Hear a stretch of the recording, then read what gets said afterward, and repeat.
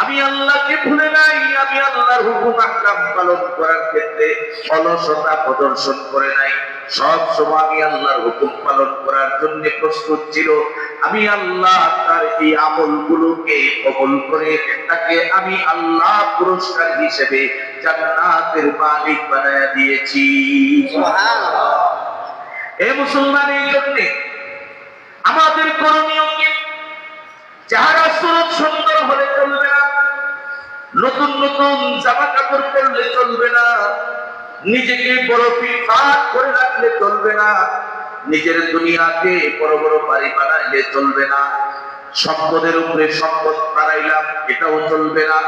আল্লাহ পাক রব্বুল আলামিন কারো বাহ্যিক সুরতের উপর ফয়সালা করবে না, আল্লাহ তাআলা ফয়সালা করবে বান্দার কলবের উপরে।